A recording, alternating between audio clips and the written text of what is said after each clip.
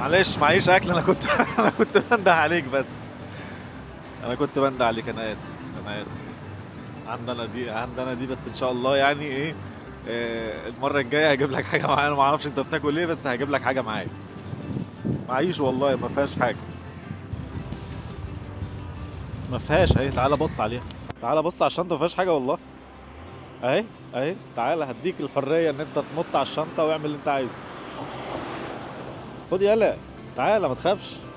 تعالى الشنطه ايه. ده بقى يا جماعه الوجه الاخر للندن بقى يعني. الابراج بقى، المعمار القديم بقى والقلاع الحاجات الجميله. الشمس هتطلع يا رب والنبي، والله بص شكل الشمس هتطلع يا رب. وهنا بقى ايه الابراج ورا هنا.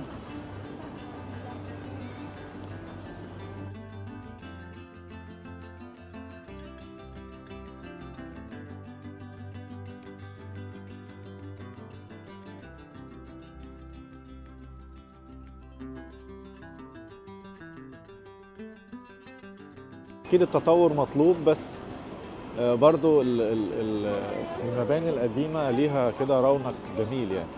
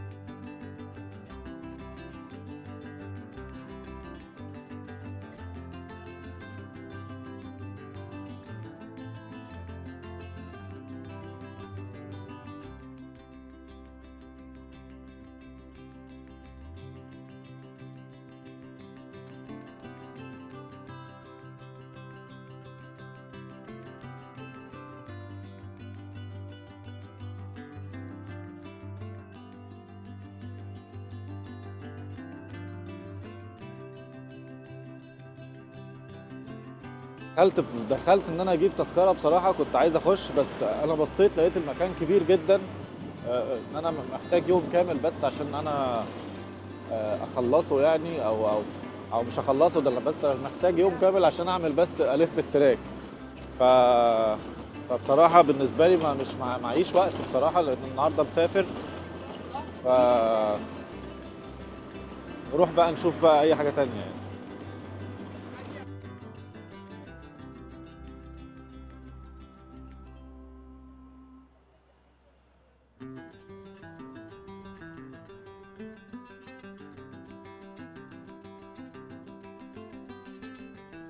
زي اللي بيطلع في التلفزيون بالظبط يعني. من الاماكن النادره جدا اللي لما بتلاقيها في الصور زي ما بتلاقيها على الحقيقه.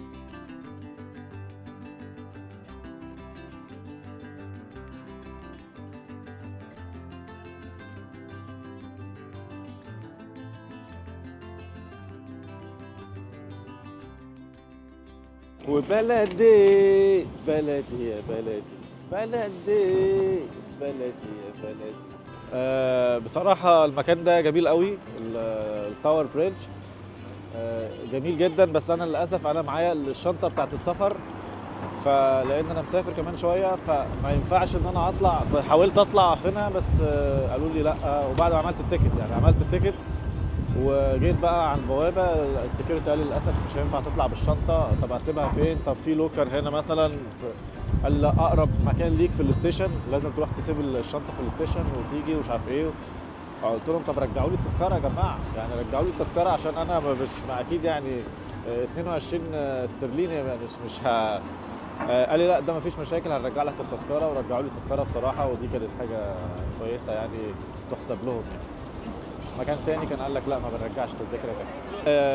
الوجه التاني بقى بتاع لندن بقى اللي هو بقى الامريكان ستايل مثلا، في كده ايه، في تطور رهيب بصراحه. انا ما كنتش متوقع ان لندن كده، يعني متوقع لندن اكتر البيوت القديمه، الديزاينز القديم اللي احنا كنا بنشوفها دايما على الشاشات يعني او كده، البيوت الحديثه والابراج العاليه. ولكن الناحيه التانيه في بقى البيوت بتاعت زمان بقى، المباني القديمه على الطراز الانجليزي الجميل. هنا في سفينة حربية، سفينة حربية معرفش دي ايه ظروفها، ممكن نروح نبص عليها دلوقتي. مدافع ومش عارف ايه وبتاع. بس هي شكلها يعني هي خلاص المركب دي خلاص خرجوها بره الخدمة يعني، فأكيد إن هي موجودة دلوقتي بقى ايه، مفتوحة للزيارات يعني.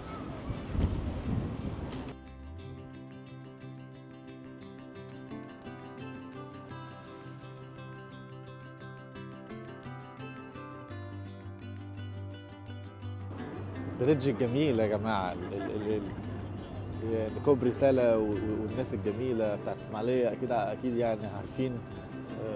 طبعا احنا في مصر برضو عندنا برضو كباري عظيمة برضو تاريخية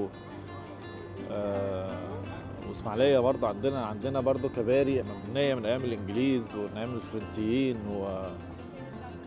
عندنا في اسماعيلية مثلا كوبري سلا من أقدم الكباري.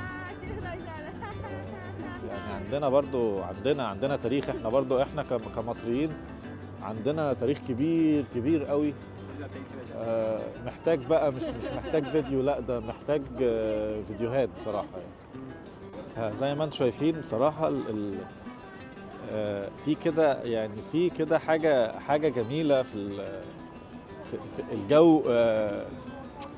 بيحسسك كده بان انت في مكان جديد. يعني بالنسبه لي انا يعني في سويسرا مثلا، اي نعم ساعات الشمس بتطلع، ما بصراحه مش زي هنا. انا من ساعه ما جيت هنا الشمس ما طلعتش تقريبا، ممكن تظهر بس كده من بعيد، بس ما حسيتش بيها. طبعا ده طبيعي لان احنا في الشتاء يعني، لكن احنا مثلا في الشتاء عندنا في سويسرا بيبقى في كده ايام كده بتلاقي مره واحده الشمس طلعت. بتفاجئنا يعني، برضو في سويسرا الجو بيفاجئنا. بس الاجواء بصراحه جميله جدا. مبسوط جدا عن اول يوم. في كل مكان هتلاقي حاجه بتشدك ان انت تبص عليها. وده برضو تماثيل للحيوانات ورا بعض، لذيذه جدا. وهنا لندن بريدج او التاور بريدج.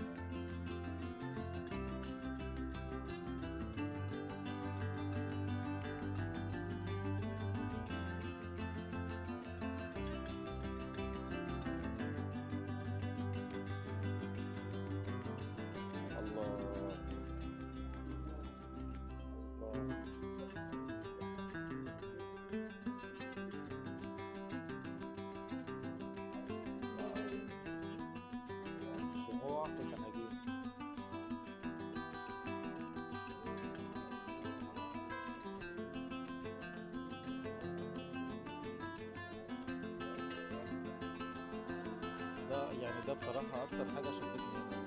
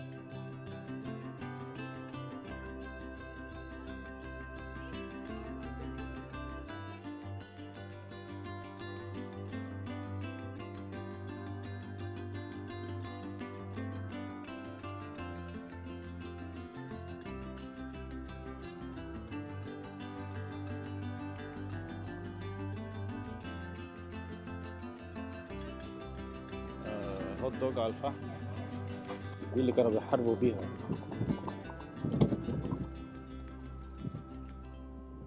71 62 61 59 دي تواريخ الحروب اللي شاركت فيها.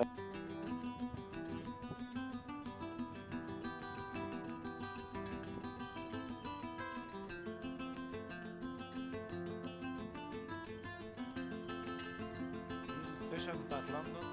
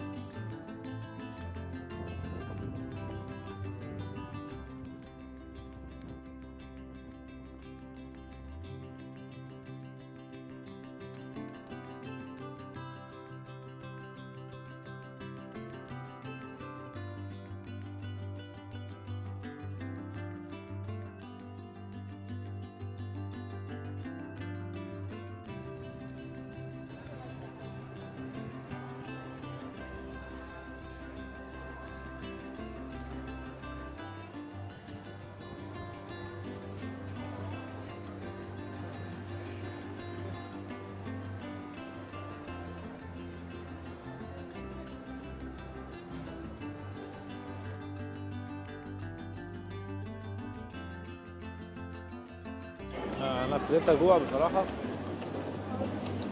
ابتديت اجوع. ده بيعمل فندق الكراميل.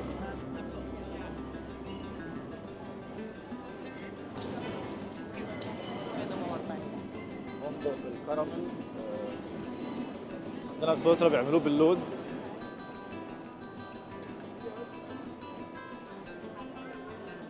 ده زي ماركت كده، ده بيعمل قهوة،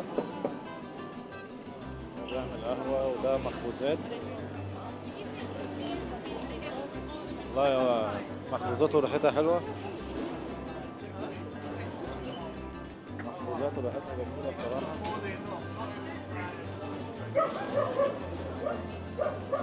في كلب بيعترض اهو. بس عايز اقول لكم ان المكان اللي انا فيه ده اكتر مكان شفت فيه انجليز. في الجبن،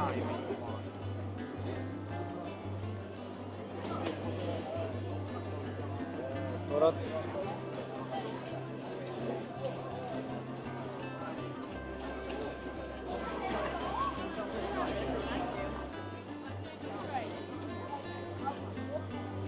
سلمون، ده زيتون.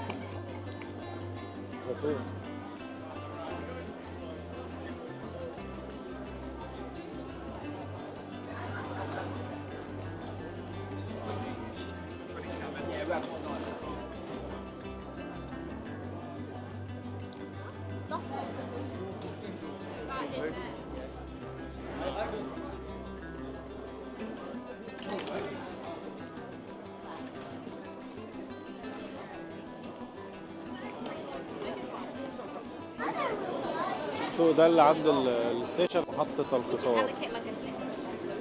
المحل ده شكله قديم، يعني هو من بعيد كده شكله قديم جدا، يعني شكله كده من ايام الانجليز. احنا بنقول عندنا في بنقول عندنا في مصر من ايام الانجليز، دي يعني حاجة قديمة. ده بيعمل مشروم بس ولا ايه يعني؟ مشروم.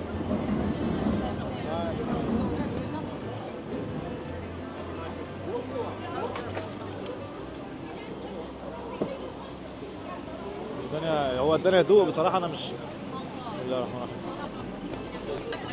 والله تحفه، والله تحفه يا جماعه. ده بيعمل دوناتس.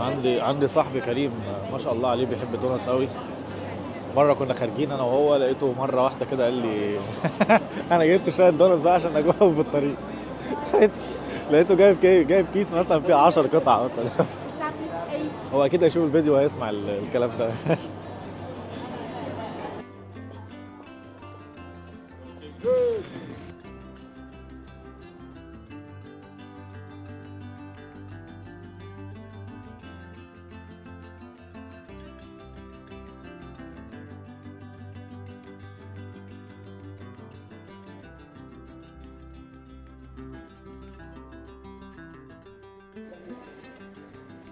ده اللي اتبقى من جزء الجريت هول. يعني دي كانت عباره عن صاله، ده كان المفروض ان هو السقف. دي بقى الصاله نفسها الكبيره.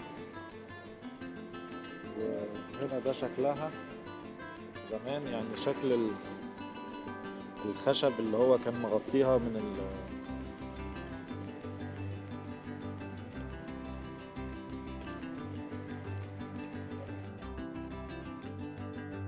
هو شكله سجن.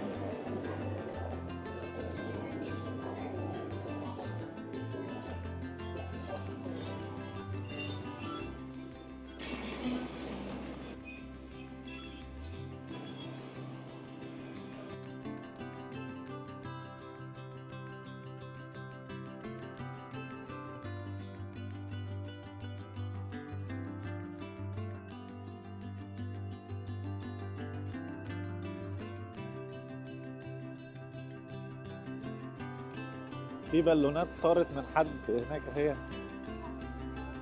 معرفش باينه في الفيديو ولا لا.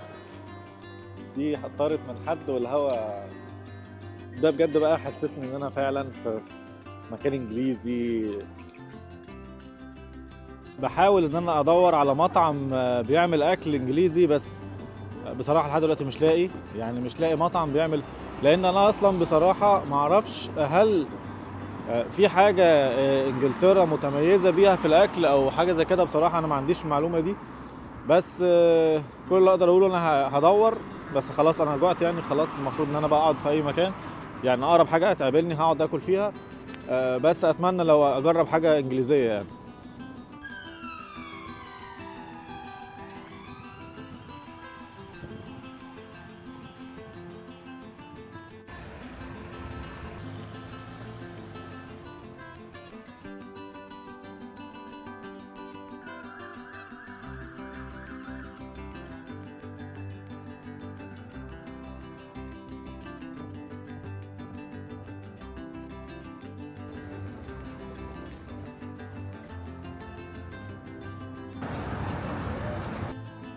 اليافطة دي شكلها كده من مثلا 100 سنة.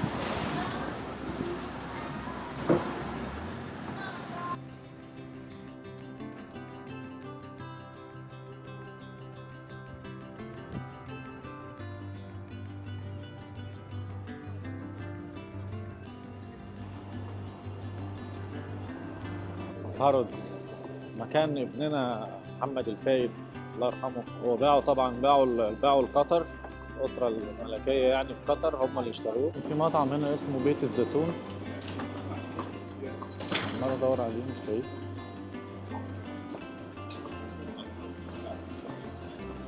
حد مرشحهولي يعني، فقالوا لي ان هو مطعم حلو.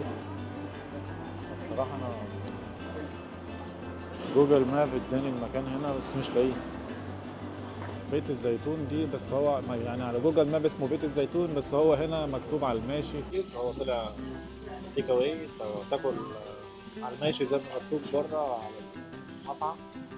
فطلبت سندوتش يعني. بصراحة كنت مفكره مطعم كبير بقى وهقعد اكل بقى، لقيت بصراحة جعان. انا ممكن بقى اخلص هنا واروح اكمل في مطعم تاني. ينزل لك سندوتش كده،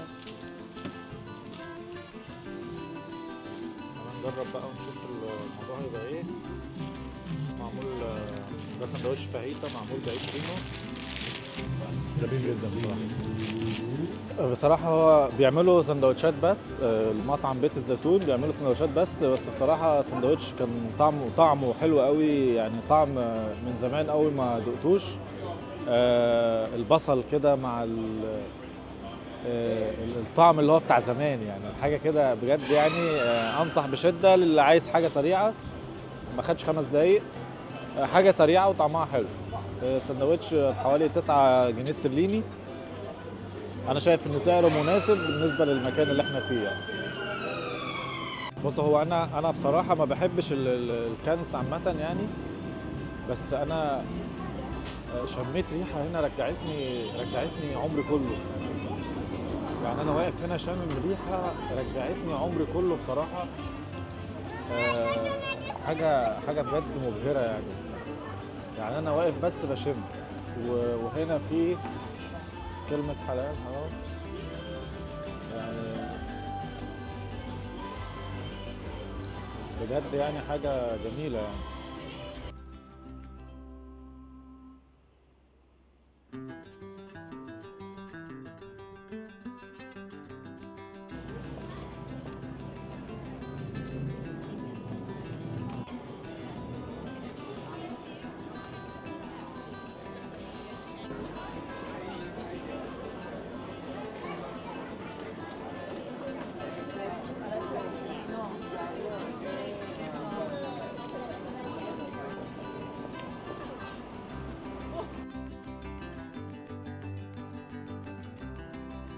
لا يا جماعة أنا مش قادر صراحة، أنا شفت المنظر ده ما ينفعش إن أنا أعدي كده، ما ينفعش يعدي مرور الكرام يعني.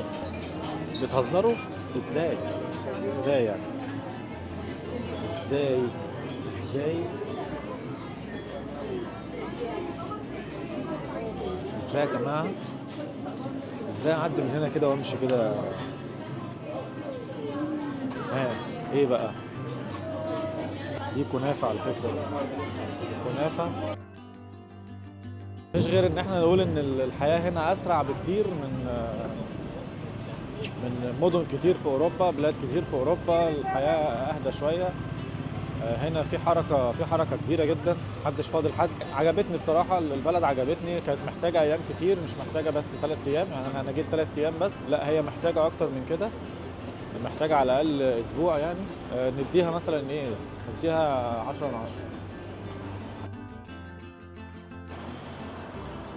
السعودية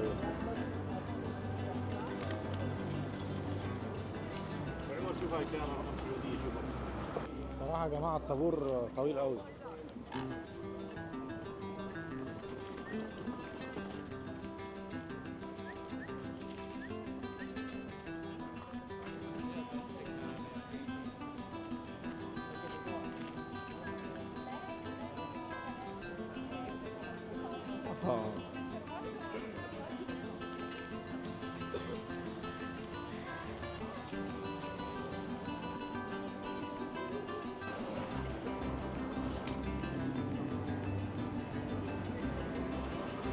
انا بدور على حلواني، فكل دلوقتي كنت من الصبح عمال ادور على مطاعم. طلعت بص دلوقتي عشان خلاص اكلت مطاعم في كل حته. الدنيا ابتدت تمطر بس الحمد لله يعني خلاص. انا كده كده ساعتين وهطلع على المطار. ممكن نقعد نشرب شيشه في اي مكان. بس انا عايز بس اشتري حلويات الاول. لان على ما اعتقد يعني، على اللي انا شفته، اكيد هنا اكيد حد بيبيع حلويات وحلويات حلوه يعني. لان كنت مثلا لما بقعد في مطعم عراقي او مطعم سوري، كان في الاخر كده بيديني مع الشاي قطعه بقلاوه صغيره كده، بس بصراحه كان طعمها خطير يعني. تحس ان انت في ام الدنيا يعني. كل الاماكن هنا لحد دلوقتي كلها مكتوب عليها بالعربي. السلام عليكم. عايز حلواني. حلواني؟ ده حلويات؟ مصرية ولا اي شيء؟ اي شيء. في واحد هنا بتاع حلويات واقف من ورا هنا، شايف العمود اللي قايد ده؟ العمود اللي وراه اللي قايد على اول واحد يعني، اول واحد منور. في واحد وراه. ده حلو. واحد تاني قدام هنا. اقوى واحد انهي؟ اقوى واحد ده بس مش مصري، حلويات بس. حلويات ايه؟ مش عربي يعني؟ لا عايز حلويات شرقي. اللي هي شرقيات، بقلاوه، لا مش بلح، شرقي يعني. اول ما هتمشي هتلاقي ماكدونالدز على ايدك اليمين. تمام. شايف الاشاره اللي قايد اخضر هناك ده؟ دي هتعديها. رابع محل على ايدك الشمال هتلاقي كله ورد من بره. على الشمال زي ما انا هرصيف هنا يعني. نفس الرصيف. شكرا حبيبي يا غالي. حبيبي، السلام عليكم. انت مصري صح؟ اهلا وسهلا. محمود من مصر. فوصف لنا على واحد حلواني، هنروح له بقى نشوف الدنيا فيها ايه. انا كده كده موصي واحد صاحبي هو في مصر، هيجي بكره ان شاء الله، فقال لي هجيب لك حلويات من مصر. بس يعني ايه، لعل وعسى يحصل اي حاجه، تحصل اي مشكله في المطار ياخدوا منه حلويات. انا دايما بحب اضمن نفسي اكتر. صيدليه الملك، اغذيه ماربل، قرش. طب ده اسمه كلام؟ قرش دي كلمه مش لذيذه بالالماني. هو قال لي بقى الاشاره المنوره اخضر. كانت انهي واحده منوره اخضر؟ رابع محل على الشمال، وقال لي رابع محل على الشمال، والمحل عباره عن ورد كده. طيب احنا كده كده بقى ايه، هنسيبنا موضوع الاشارات ده، لان كده كده في اشارات عدت، هنشوف بقى محل فيه ورد من بره. يا حلاوه المولد، انا جاي اهو، انا جاي اهو يا جماعه، انا جاي اهو يا جماعه، انا جاي اهو. نفتح منين ده؟ احنا جينا هون يا جماعه المحل اهو. السلام عليكم. حلويات الشرقيه، حلويات الشرقيه. نبدا بيه بقى. احنا طلبنا بقى ايه كيلو من المشكل الجميل ده، ومش هقول له صاحبي، مش هقول له انا جبت حلويات عشان يجيب لي هو كمان برضه. ممكن ادوق واحده؟ جميله بصراحه. جبنا الحلويات، عايزين بقى نروح بقى نبص على المكان اللي الولد قال لي عليه التاني اللي هو عنده حلويات. يعني هو قال لي في محلين، قال لي في محل اللي هو شرقي اللي انا جبت منه خلاص، ده هاخده معايا ان شاء الله سويسرا، انما هو قال لي في محل تاني بقى بيعمل حلويات تورت بقى وبتاع وكده. احنا ممكن نروح برضو نشوف، نجرب عنده، ناكل حاجه كده. قلنا نقعد بقى شويه في ايدجوار رود، قدامي بالظبط ساعه وهتحرك على المطار. نشرب بقى شويه شاي. كان هاف تي بليز. براد ولا كاس؟ براد ان شاء الله. شاي باحمر بالنعناع. ايه؟ شاي احمر بالنعناع. بالنعناع ان شاء الله. يا جماعه الراجل دلوقتي خوفني من حاجه. انا كنت حاطط تليفوني هنا، فقال لي خد بالك ممكن حد يجي بمكنه، ممكن حد يجي بمكنه ياخد التليفون ويجري. طبعا دي حاجه سيئه جدا بصراحه، يعني دي مستحيل تحصل عندنا في سويسرا، مستحيل تحصل يعني في سويسرا بصراحه. في سويسرا انا ممكن حاجه تضيع مني وتاني يوم الاقي هم اللي بيدوروا عليا عشان يرجعوها لي. فبصراحه دي حاجه، ومش اول واحد حد يقول لي كده يعني. امبارح برضو في الحي الصيني، كنت في الحي الصيني، وواحد من اصحاب المحلات، واحد صيني من اصحاب المحلات، بس شكله انسان محترم يعني، قال لي انا هنصحك نصيحه. انا طلبت منه ان هو يصورني صوره، وقال لي انا هنصحك نصيحه، ان انت ما تحاولش تعمل الحركه دي تاني. قلت له يعني ايه؟ قال لي يعني في ناس واقفه هنا مخصوص عشان انت تقول لها خد صورني، فهياخدوا منك التليفون ويجروا، ومش هتعرف تاخد منك التليفون تاني. قال لي حتى لو عرفت توقفه مش هتعرف تاخد منه التليفون، لان عشان بس الحكومه توصل لك هنا محتاج الموضوع كبير يعني. فبصراحه دي حاجه مش حلوه يعني. تعالوا اشربوا الشاي بقى. اقسم بالله البراد ده كان عندنا في البيت يعني من وانا طفل صغير لحد فتره كبيره، يعني اكيد اخواتي لما هيشوفوا البراد ده هيعرفوا انا قصدي ايه. البراد ده نفس الشكل كده بس كان على اكبر يعني. انا هصوره دلوقتي وابعته لاخواتي يشوفوه يعني.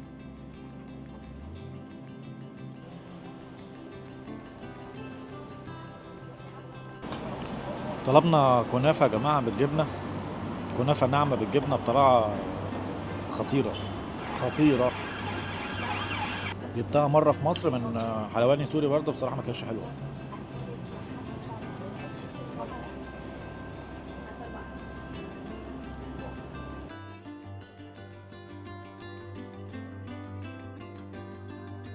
زحمه مش طبيعيه بصراحه، زحمه كبيره قوي كده لدرجه ان انت مش قادر تمشي في الشارع. طبعا امبارح ما كانش كده، انا ما اعرفش السبب فين. ممكن يبقى الاجازات مثلا، في ناس ابتدت النهارده اجازات او حاجه زي كده، لكن هو امبارح، النهارده الجمعه، امبارح كان الخميس، يعني امبارح ما كانش فيه الزحمه دي، بس دلوقتي في زحمه غريبه.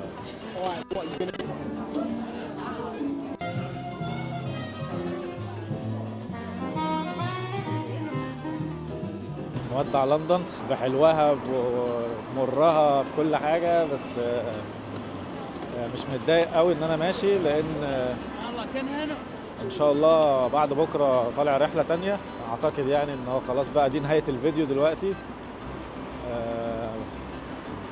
وان شاء الله يعني تعبي ده ما يروحش على الفاضي، ان انا تعبت سواء في التصوير سواء في المونتاج سواء في كل حاجه، واتمنى ان انتوا تساعدوني في نشر الفيديو دون، تساعدوني حتى بكلمة، أي حاجة تكتبوها مثلا، تعليق، أي حاجة تساعدني إن الفيديو ده ينتشر ويوصل. بشكركم جدا، وإن شاء الله نتقابل في فيديو جديد.